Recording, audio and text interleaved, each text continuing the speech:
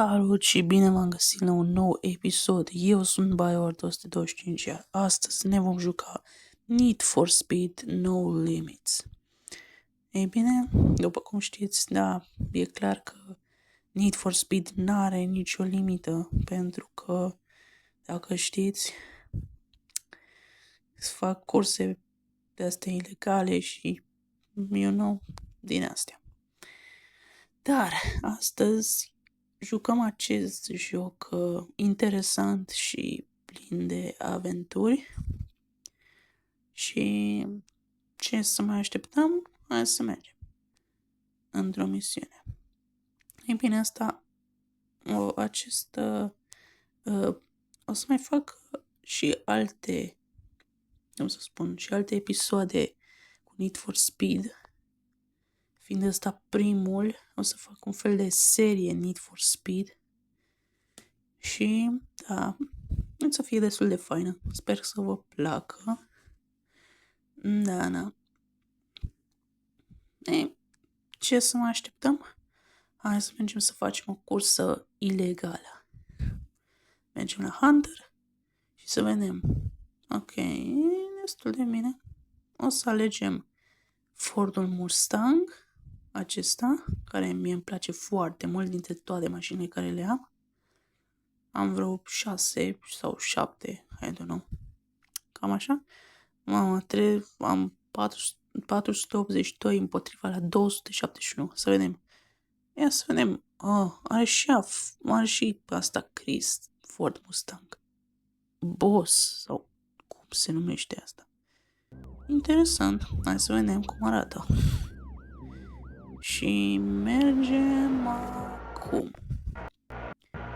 Ia uitați-vă. Fordul nostru frumos. Ce frumusețe de Ford Mustang. Hai să vedem ce zice. It's hanging Commerce Race. Ok, o să vin.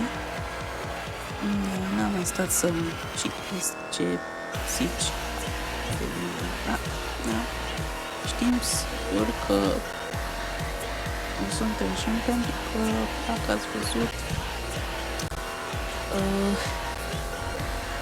sunt mai o experiență decât ea cu acest Ford Mustang.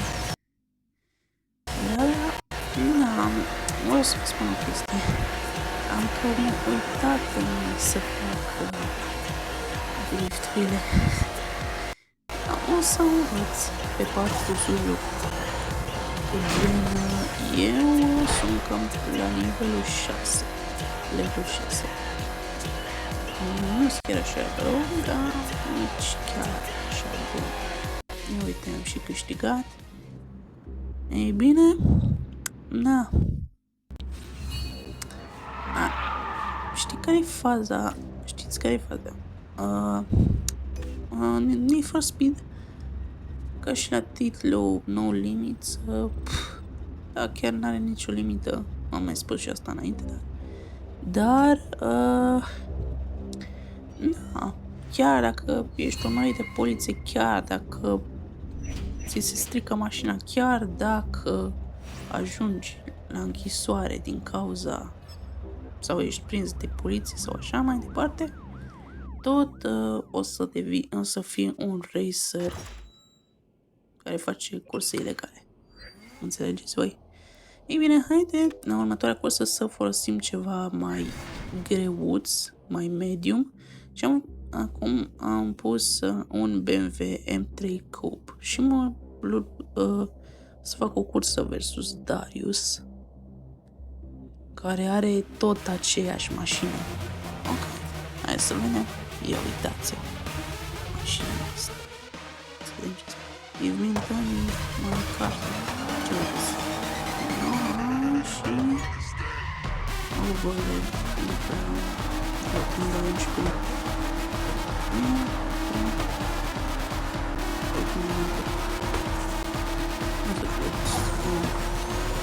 o cursă așa lumea. Dacă stăm să ne gândim. Dar, nu știu,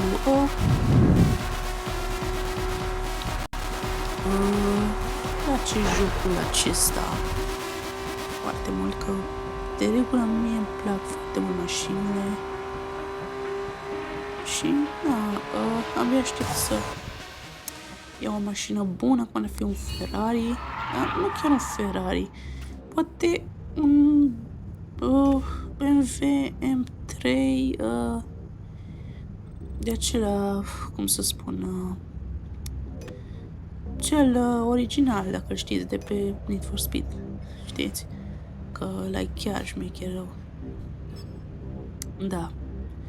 Ei bine, am cam zgâriat un pic mașina, dar nu-i nimic.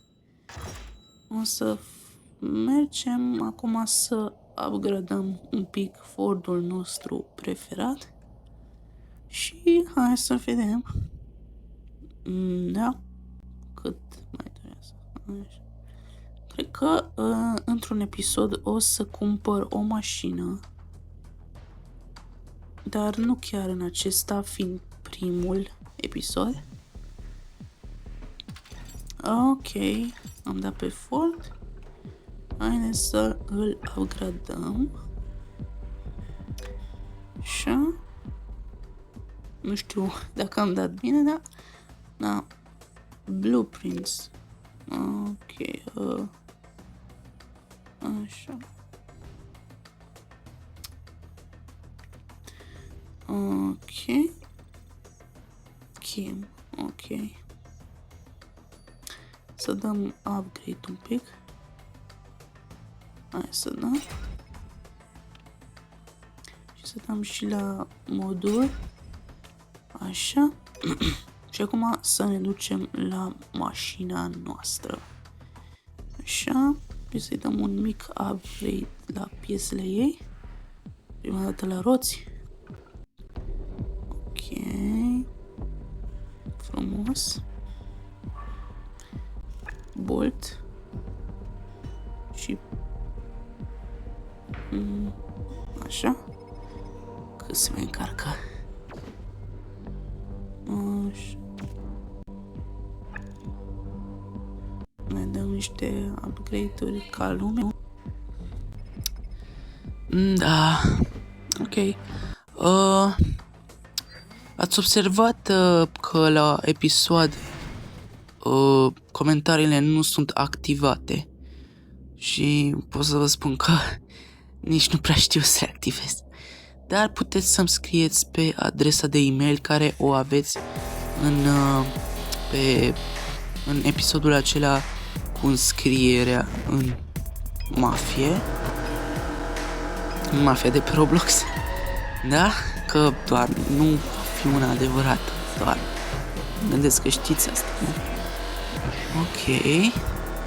Și da, pe adresa puteți să-mi scrieți care este mașina voastră preferată de pe Need for Speed sau gen în realitate. Da. Și neapărat să îmi scrieți cine vrea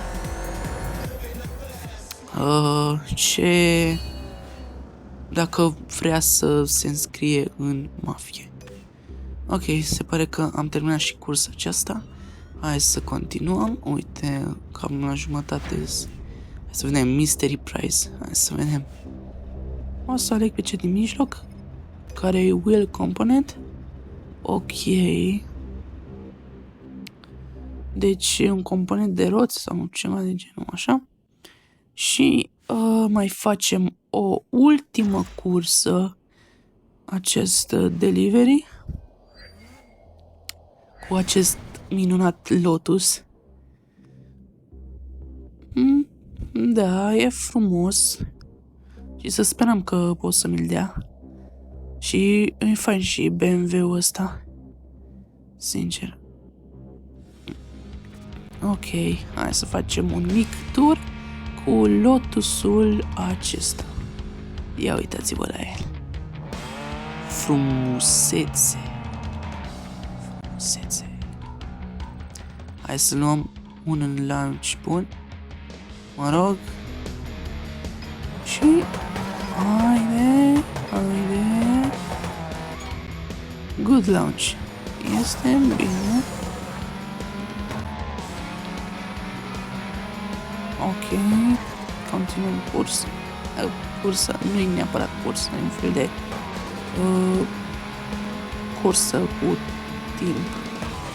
Adică, înțelegeți?